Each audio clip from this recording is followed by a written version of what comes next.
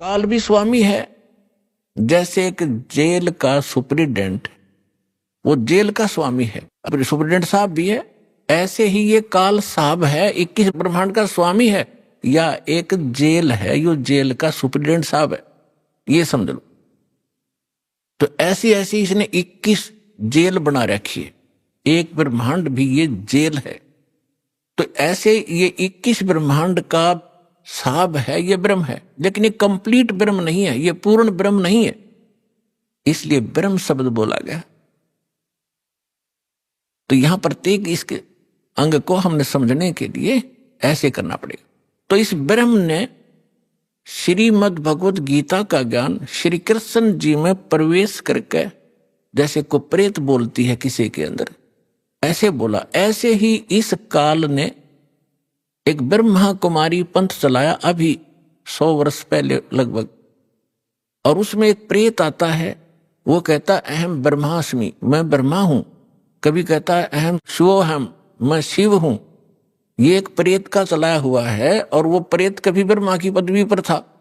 जैसे कोई गांव का प्रधान सरपंच रिटायर हो जाता है, उसको अगली बार नियुक्त नहीं किया जाता, तो लोग फिर भी उसको सरपंच साहब कहते हैं, प्रधान साहब बोलते हैं, जोरा जी रहा रहे। और वो भी कहीं मिलता है, कोई कहता भी कौन है, कि फलाना सरपंच हूं, और जब वो सरपंच नहीं होता। तो ऐसे ही दास ने परमात्मा के ज्ञान, कबीर परमात्मा से प्राप्त उस ज्ञान को आगे बढ़ाया है, as it is, as a tape recorder. Das का इसमें इतना ही योगदान है कि दास को परमात्मा का जो अंतःकरण टेप रिकॉर्डर ठीक कर दिया उस परमेश्वर कबीर जी ने, और उसमें अपना ज्ञान भर दिया।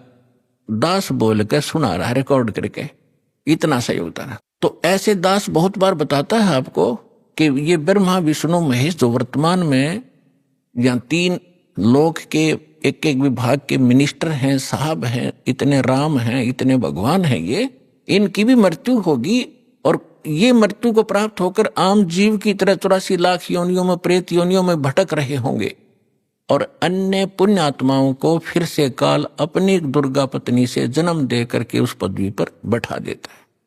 तो उनमें से ये पंथ चलाने वाला जो ब्रह्मास्मि में शिवोस्मि, तो ये वो भूत है जो कभी ब्रह्मा के पद पर रहा है, अब उसका अस्तित्व कुछ नहीं, वो रिटायर्ड सरपंच समझ लो, एक्स सरपंच, अब उसका कोई अस्तित्व नहीं। तो वो बोलकर उसने वो पंथ चला दिया। आज भी उसकी मुरली सुनकर, वो भूत की बात सुनकर एक बहुत बड़ा जनसमूह अपना जीवन नाश कर रहा है। दास का प्रयत्न किसी की निंदा करना नहीं, दास का प्रयत्न है कि सभी हम एक परमात्मा के बालक बच्चे हैं, बहन बेटी भाई। और उस काल ने ये जाल फैला रखा है कि मैं इतने पंथ चला दूंगा नकली कि कोई समझ नहीं सकेगा ओरिजिनल पंथ कौन सा है।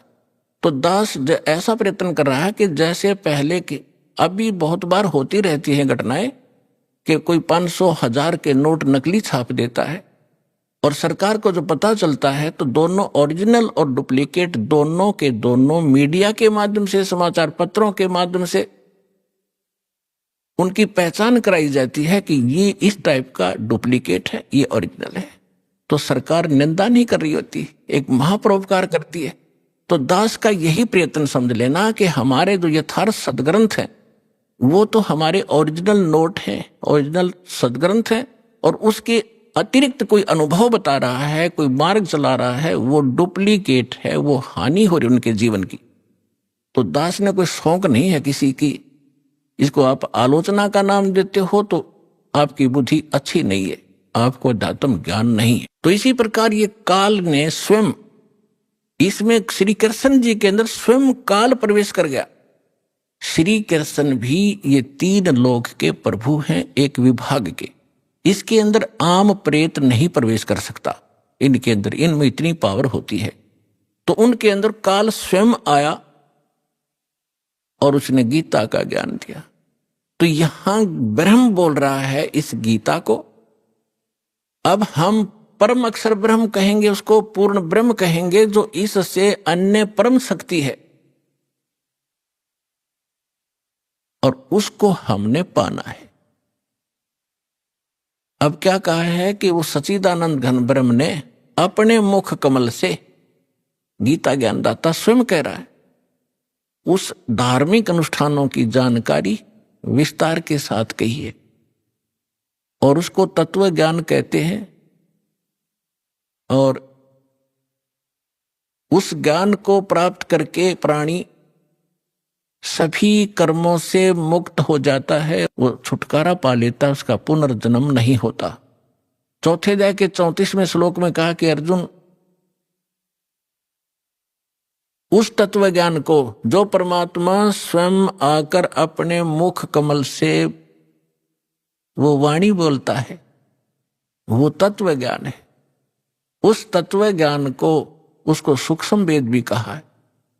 उस तत्व ज्ञान को तू तत्वदर्शी संतों के पास जाकर समझ, उनको दंडवत प्रणाम करने से, कपट छोड़कर सरलता पूर्वक प्रसन्न करने से वो तत्वदर्शी संत तुझे उस परमात्म तत्व का अर्थात तत्व ज्ञान का उपदेश करेंगे।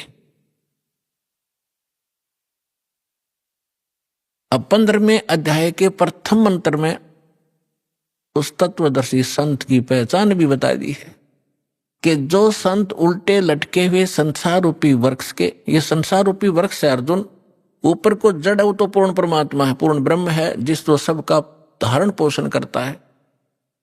15वें अध्याय के 1 से लेकर 4 श्लोक में और 16-17 श्लोक में 3 पुरुष, 3 भगवान, 3 ब्रह्म स्पष्ट किए हैं। सरपुरुष कहो, सरब्रह्म कहो, ये तो काल है। सर माने नासवान, ये 21 ब्रह्मांड का स्वामी, ये सरब्रह्म है।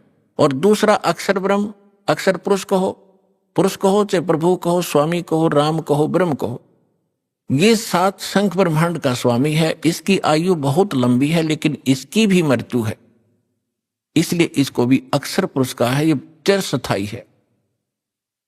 और फिर तीसरे नंबर का जो परमात्मा है, परम अक्षर ब्रह्म कहलाता है, वो बताया उत्तम पुरुष तु अन्य, जो 17वें श्लोक में कहा 15वें अध्याय के, उत्तम पुरुष तु अन्य परमात्मा इति उदाहरता। ये लोग तरम अविश्य विवर्ती अवैश्वर है, वो परमात्मा इन दोनों से अन्य है, जो 15वें अध्याय के 16वें श्लोक में सरपुरुष और अक्षर पुरुष कहे हैं। इनसे कोई अन्य है वो परमात्मा जो सबका धारण पोषण करता, 3 लोकों में प्रवेश करके। 15वें अध्याय के प्रथम श्लोक में बताया कि ऊपर को जड़ और नीचे को शाखा वाला ये उल्टा लटका हुआ संसार रूपी पीपल का वृक्ष समझो, एक फॉर एग्जाम्पल दिया है। और जो संत इसके सभी विभाग बता दे, न्यारे न्यारे, भिन्न भिन्न, सवेदविद, वह वेद के तात्पर्य को जानने वाला है, वह वेद का ज्ञाता है, वो तत्वदर्शी संत है। तो पुण्यात्माओं, 600 वर्ष पहले परमात्मा स्वयं आए थे, जैसा उनका विधान है कि वो स्वयं आकर अपने मुख कमल से उस तत्व ज्ञान का प्रचार करते हैं, जो हमारे नकली धर्मगुरुओं ने, डुप्लीकेटों ने रिजेक्ट करके कूड़े की टोकरी में डाल रखा था, धानक जुलाहा कह के, उसकी वाणी झूठी कह के। आज दास को परमात्मा ने जौहरी बनाया, उस लाल को परखा और उसको कूड़े की टोकरी से उठाकर आज सिद्ध कर दिया कि Kabir is God, Kabir is God, Kabir is complete God.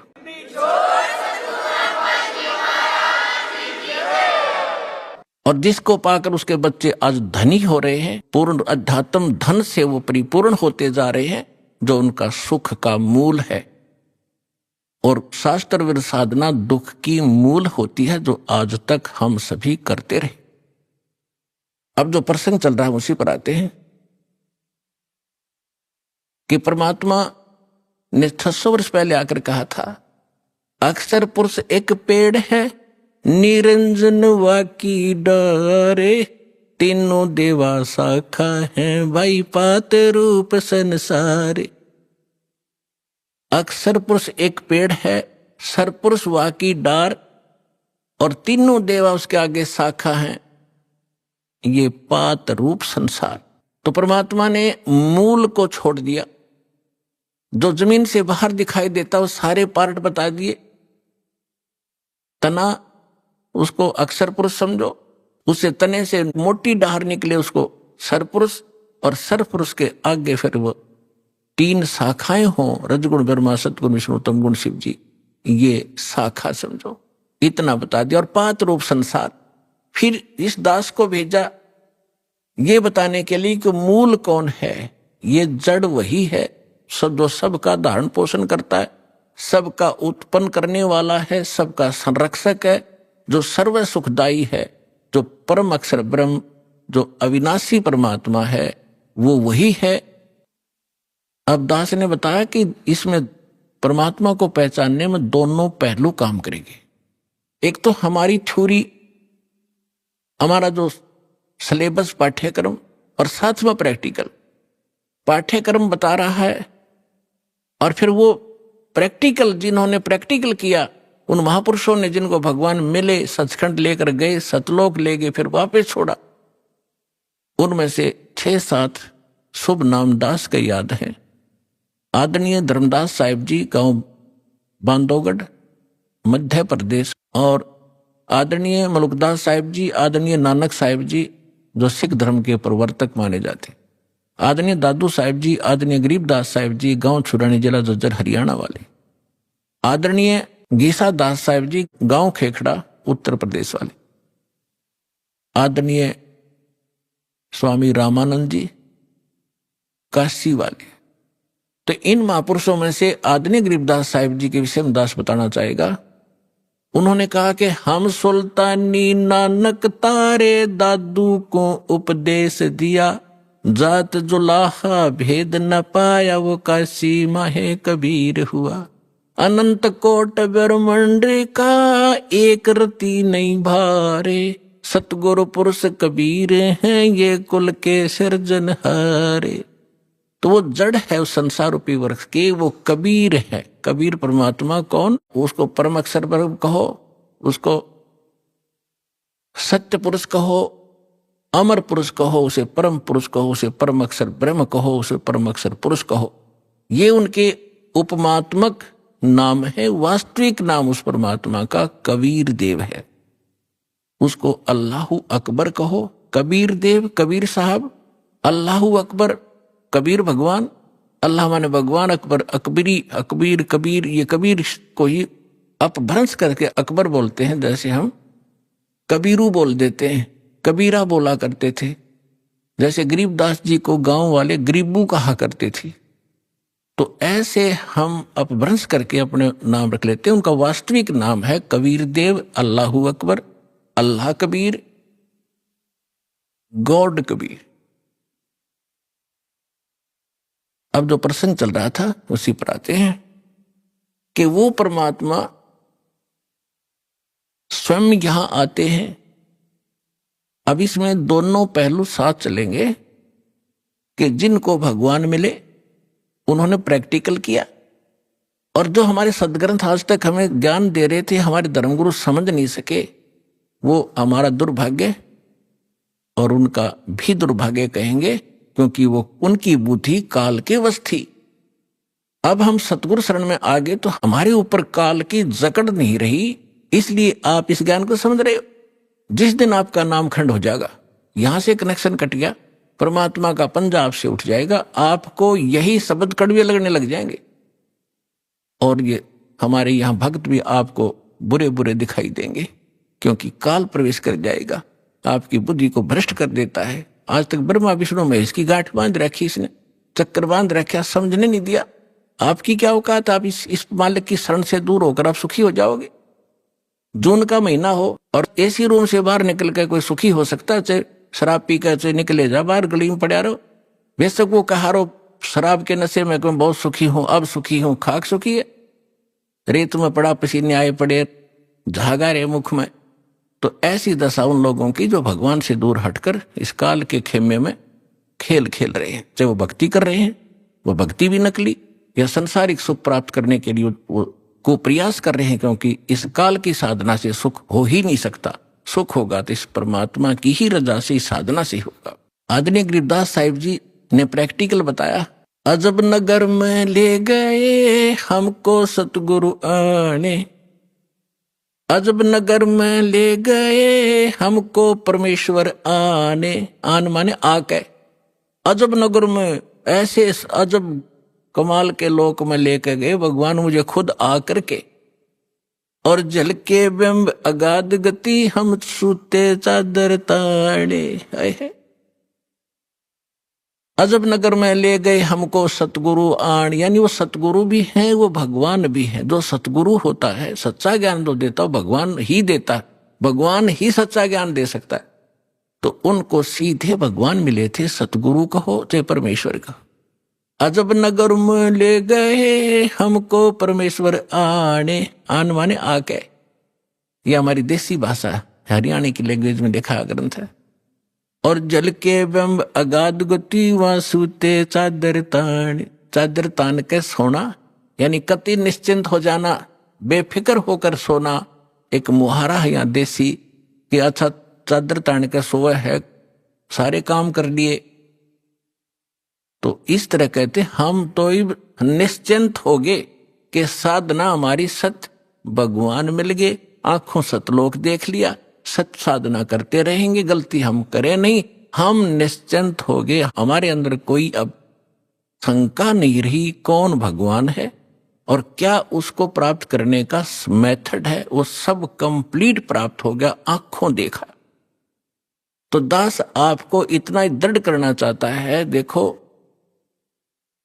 माता पिता अपनी बिटिया का विवाह करते हैं तो वो जाकर लड़के वाले का घर भी देखते हैं, उसकी प्रॉपर्टी से भी परिचित होते हैं, अन्य थर्ड पर्सन से भी पूछते हैं। फिर वो आकर घर बताते हैं कि हम जो लड़का देख कर आए हैं उसके ये बिजनेस है, उसके ये व्यापार है, इतनी उसको प्रॉपर्टी है। तो लड़की को कोई डाउट नहीं होता क्योंकि पिता बता रहा है।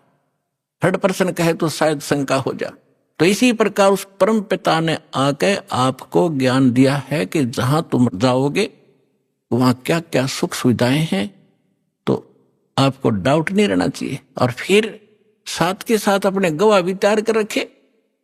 अब लड़की नू कह मैं जाकर देख के आऊंगी तो वह भी एक बात है, देखा पिताजी झूठ नहीं बोल रहे। तो इसी प्रकार आप जी ने एक नेक भक्त का भी आचरण एक दिखाना है कि जो दास बोल रहा है वो किसी डूम भाट के गीत नहीं है, गॉड गिवन स्पिरिचुअल नॉलेज है, एच इट इज, जो भगवान ने बताया। और जिन महापुरुषों को भगवान मिले उन जो का तो सेकंड किया, हमारे सदग्रंथ बता रहे। अब आपको श्रीमद् भगवत गीता से परिचित कराया, और विशेषकर हिंदू समाज तो जो भगवान की तरफ में पहले से ही लगे हैं, तो उन्होंने तो गीता का पाठ रोज कर ही रखा तकरीबन। दास एक बार 2003 के अंदर उदयपुर के अंदर सत्संग कर रहे थे, थोड़ी सी संगत होती थी, और टीवी पर दास दिखा रहा था, बता रहा था, एक बहन सुन रही थी।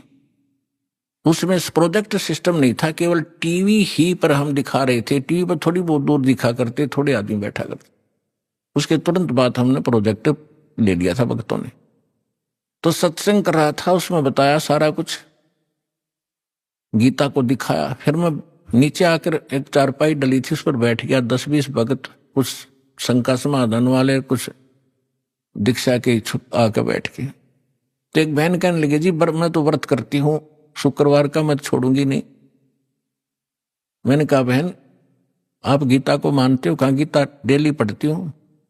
मैंने कहा 6 अध्याय के 16वें श्लोक में गीता जी में लिखा है कि अर्जुन, ना तो ये साधना, ये योग आदि खाने वाले की सफल हो सकती, और ना बिल्कुल न खाने वाले की, बिल्कुल ना खाना, व्रत रखना, और ना ज्यादा जागने वाले की। लोग दिखावा नहीं होगा, मैं 4-2 बजे उठ लेता हूं, प्रसाद ना करता हूं और सोता ही नहीं रात ने, नहीं। नाम उठत ना हम बैठत, नाम सोवत जागवे, नाम खाते नाम पीते, नाम सेती लागवे। ठीक है, जो वृद्ध हैं जिनको काम नहीं, किसी टाइम उठो और बैठो करो सेवा साधना, लेकिन सारे दिन मेहनत करने वाला आदमी कैसे उठ लेगा? 2 बजे 10 बजे सोया हुआ, या 11 बजे सोने पाओ आजकल। तो कहने का भाव यह है कि ना घना जागने वाले का, ज्यादा सोने वाला भी मूर्ख है। संध्या पढ़कर सो उठा 9 बजे, वो क्या भक्ति करेगा? तो कहते सब संयम रखो, सबके अंदर अंदर संयम, हर तरह का संयम रखकर साधना करने से होता है। तो मैंने इतना ही कहा था कि गीता अध्याय नंबर 6 के श्लोक 16 में नॉलेज बिल्कुल सही है, और मैं रोज पढ़ती थी। आज बुद्धि खुली है मेरी। माँ बेटी आज तक तुम्हारी बुद्धि काल ने जकड़ रखी थी, रोज पढ़ा करते, मोती मुक्ता दर्शत नाही, ये जग है सब अंदरे, दिखत के तो नैन चश्म, इनका फेरा मोतिया बिंदरे। ये बड़े विद्वान पंडित थे, बड़े लय ला कर गीता का पाठ करा करते थे, बड़ी मधुर वाणी से श्लोकों का उच्चारण किया करते थे कई घंटे तक। तो खाक था उनके पास, मोतिया बिंद था, उसको पता नहीं इसमें बोल क्या रखा, तुम कर क्या रहे हो। तो आज दास तो बता रहा है कि बुद्धिमान भक्त हैं और इन्होंने गीता और इनको खूब पढ़ा हुआ है, और परमात्मा की शरण में आने से आपकी बुद्धि ओपन हो जाती है, काल का प्रेशर प्रभाव हट जाता है, आप खूब आसानी से सोच लेते हो और समझ सकते हो। तो गीता के अंदर जो दास ने प्रमाण दिए, विशेषकर हिंदू समाज जिनसे खूब परिचित है कि ऐसा ही लिखा है, लेकिन समझ नहीं सके थे। आप विद्यार्थी, अगर विद्यार्थी सिलेबस समझ ले तो फिर टीचर की क्या आवश्यकता है, फिर आप पे पढ़ जाते सारे। तो टीचर इसलिए बनाए जाते हैं कि सब अनुभव करते हैं, सिलेबस को पढ़ते हैं, फिर बच्चों को सुनाते, फिर प्रैक्टिकल करवाते हैं। थ्योरी से प्रैक्टिकल होता है, एज इट इज होगा, बिल्कुल सही होगा। अब आपको सुनाते वेदों से। वैसे वेद चारों वेदों का सारांश श्रीमद् भगवद गीता है, लेकिन इस मन के अंदर ज्यादा ही अड़ंगा भर दिया इन अज्ञानियों ने, तो वेद भी पैरेलल साथ लेने पड़ेंगे। परमात्मा की पहचान क्या है, वो क्या करता है। अब जैसा भी आपने पाठ प्रकाश के समय सुना कि सतलोक से चलकर आए, वो परमात्मा सतलोक से चलकर आए कबीर जी। और गरीबदास जी भी कहते हैं कि अलल पंख अनुराग है सुन मंडल रह थीर, दास गरीब उधारिया में सतगुरु मिले कबीर, और अजब नगर में ले गए हमको सतगुरु आन। धर्मदास जी कहते हैं सतलोक से चलकर आए काटन यम की जंजीर। मुल्कदास जी भी कहते हैं कि अमरलोक से चलकर आए काटन यम की जंजीर। तो इसी प्रकार सभी महापुरुषों ने जिनको परमात्मा मिले हैं, रामानंद जी ने कहा कि दो ठौर है एक तू, भया एक से दो, और गरीबदास हम कारणे तुम आए हो मगजो, वहां से चलकर आए हो। मगजो माने यो सफर तय करके आए हो, इतना लंबा हमारे लिए आए हो। अब वेद क्या बताते हैं, ऋग्वेद मंडल नंबर 9 सूक्त 86 के मंत्र 26 और 27 में, ऋग्वेद मंडल नंबर 9 सूक्त 82 मंत्र 1, 2, 3 में, ऋग्वेद मंडल नंबर 9 सूक्त 54 के मंत्र 3 में, ऋग्वेद मंडल नंबर 9 सूक्त 94 के मंत्र 1 में, ऋग्वेद मंडल नंबर 9 सूक्त 95 मंत्र 2 में, ऋग्वेद मंडल नंबर 9 सूक्त 96 यानी 96 के मंत्र 16 से लेकर 20 में, फिर ऋग्वेद मंडल नंबर 9 और सूक्त 1 के मंत्र 8 और 9 में। और भी अनेक स्थानों पर बहुत सारे ढेर सारे प्रमाण हैं, लेकिन ये हमें पर्याप्त हैं इतने मंत्र परमात्मा को पहचानने के लिए।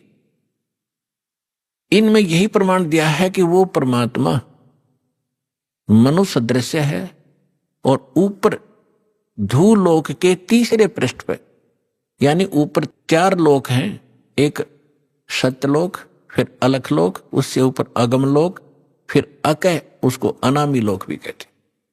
तो प्रत्येक लोक को 3 विभागों में बांटा हुआ है।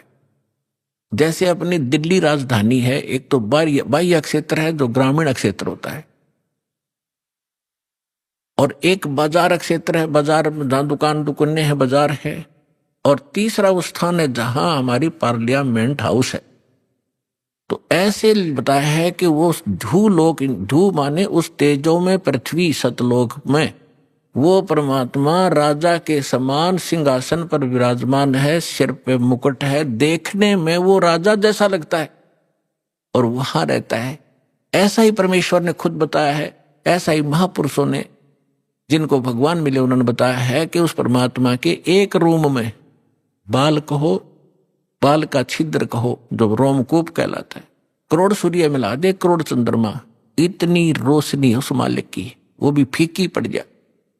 और जब वो परमात्मा यहां आता है अपने रूप को सरल करके आता है। गरीबदास जी कहते हैं तेज पुंज अन्य दे धरके, इस विध हमको भेंट ही, इस तरह हमें आकर मिलते हो परमात्मा। ये वेद कह रहे कि वो परमात्मा अपने रूप को सरल करके अच्छी आत्माओं को मिलते हैं। नेक आत्माओं को, जो दृढ़ भक्त होते हैं, जो उसके वचन का पालन करते हैं, अटल खड़े हो जाते हैं उसके वचन पर, उनको मिलते हैं। उनको किस उद्देश्य से मिलते हैं? ज्ञान देने के लिए। और फिर वो परमात्मा एक कवि जैसा आचरण करते हैं, कवियों की तरह, कविताओं के माध्यम से, लोकोक्तियों के माध्यम से, दोहा दोहावलियों के माध्यम से अपने तत्व ज्ञान का प्रचार बोल बोल के अपनी अमृतवाणी में वो करते हैं, सुनाते हैं। उसको लिपिबद्ध कर लिया जाता है, वो सच्चिदानंद घन ब्रह्म की वाणी कहलाती है।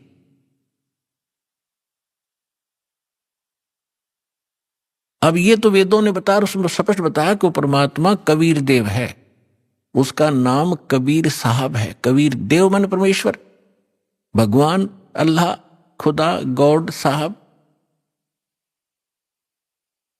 अब यही परमात्मा उन अच्छी आत्माओं को मिलते हैं। एक समय एक धर्मदास नाम के बहुत बड़े धनी व्यक्ति हिंदू धर्म में जन्मे थे और बहुत ही परमात्मा की तरफ थी उनके अंदर। पुण्यात्मा पिछले संस्कार का जो प्राणी होता है वही भगवान के लिए तरफ रहे होते हैं। वो पिछले बहुत अच्छे संस्कारी होते हैं, पिछले पुण्य उनके अंदर प्रेरणा करते रहते हैं, उनको टिकने नहीं देते हैं कि कोई भगवान ढूंढे कहीं। चाहे वो भले ही कोई ना कोई साधना की उसने सहारा ले ही रखा होता है, वो टिक ही नहीं सकता। चाहे वो हनुमान पूजा, चाहे गणेश जी की पूजा करे, और चाहे वो कितना मंदिर मस्जिद गुरुद्वारों में जाता हो, या कोई गीता वेद का कोई पाठ श्लोक करता हो, वो टिक नहीं सकता। चाहे कोई व्रत रख रहा है या चाहे कोई तपस्या कर रहा है, वो डले ढोता ही रहता है, उसके बस की बात नहीं। तो इसी प्रकार जैसा जिस वर्ण में जन्म हुआ, उन परंपरागत साधनाओं की करते करते भी उसके अतिरिक्त यदि कोई और मार्गदर्शन करने वाला मिल जाता है तो वो भी स्वीकार करता है और उसको प्रारंभ कर देता। धर्मदास जी गांव बांधवगढ़ मध्य प्रदेश के रहने वाले थे और इतने रिच मैन थे, वो इतने धनी व्यक्ति थे। कहते हैं जब कभी उस अक्षेत्र के राजा के ऊपर प्राकृतिक आपदाएं आ जाती थी, जैसे फ्लड आ जाना या सूखा गिर जाना, महामारी के कारण लोगों की अस्थि हो जाना, तो वो धर्मदास जी के पिता और दादा से वित्तीय सहायता प्राप्त किया करते थे राजा लोग। ये बताना दास का इसलिए अनिवार्य है कि इतना धनी होते हुए और जो व्यक्ति भगवान की तरफ में, तो धन है उसके माता पिता दिल से जन्म हुआ। अब वर्तमान में हम क्या देख रहे हैं, छोटी सी कोई पोस्ट मिल गई और कहीं कोई सरकारी उपाधि उसको प्राप्त पद मिल गया, खुद साहब बन बैठा। अकल मारी गई इस जीव की, काल ने इसकी रोल मार रखी है और कल को मृत्यु होकर परसों गधा बन जाएगा। वो साहब के ऊपर फिर कौवे खा रहे होंगे, इसकी कमर को खोद रहे होंगे। तो हमने अपनी औकात को, अपने अस्तित्व को पहचानना पड़ेगा, या काल हमारा एक हवा भर देता है। गुब्बारे में हवा भर दी, छोड़ दिया, घूमे जा धक्के खाता, जब वो फटेगा तो उसका अस्तित्व पता नहीं कहाँ गिरेगा, जा कितने गंदे नाले में पड़ेगा या कितने समुद्र में पड़ेगा। तो इसलिए हमने इस हवा को नहीं भरना है, अपना ठीक ठिकाना, जो मालिक का आदेश उसके अनुसार हमने चलना होगा, तभी हम सफल होंगे। तो धर्मदास जी को इतनी तरफ थी, उन्होंने ये भी सुना हुआ होता है कि गुरु बिन मोक्ष नहीं होता, इसलिए उन्होंने एक रूपदास नाम के वैष्णव परंपरा के संत को गुरु धारण भी कर रखा था। अब गुरु बना है तो आज्ञा का पालन भी सर्वधार्य होता है, वो संत भक्त क्या ही करते हैं। अब उसी गुरुदेव जी के द्वारा बताए गए निर्देशानुसार वो प्रतिदिन श्रीमद् भगवद गीता का पाठ भी किया करते थे, एकादशी का व्रत भी किया करते थे, जन्माष्टमी का व्रत भी करते थे, और श्री कृष्ण हरे राम राम राम हरे हरे, कृष्ण राधे राधे राधे, कृष्ण कृष्ण, ओम नमः भगवते वासुदेवाय, ओम नमः शिवाय। इस तरह के जो भी मंत्र वो जानते हैं हमारे जो हिंदू धर्म के ये डुप्लीकेट गुरु, तो वो सारी बता रखी थी साधनाएं, वो कर रहा था। और उसके साथ साथ भगवान श्री कृष्ण यानी विष्णु जी की मूर्ति, जिसको शालिग्राम कहते हैं, उसकी भी पूजा अर्चना प्रतिदिन करना, जिसको कर्मकांड कहा जाता, कर्मकांड का एक हिस्सा है, वो भी किया करते थे। और गीता जी का नित्य पाठ भी करते थे। सभी तीर्थों का भ्रमण करने से भी मोक्ष उसको बता रखा था। अब बच्चा क्या होता है, अध्यापक ने जो सिलेबस बता दिया वो तो फाइनल समझता है, जो कहा ठीक है जी। इतना बड़ा सेठ मन में आई कि तीर्थों का भ्रमण किया जाए। उस समय परमात्मा जिस समय मिले उनकी एज भी 60-62 के आसपास हो चुकी थी। साधना उद्देश्य से तीर्थ भ्रमण करने के लिए अपनी धर्मपत्नी की राय ली। उनकी धर्मपत्नी का नाम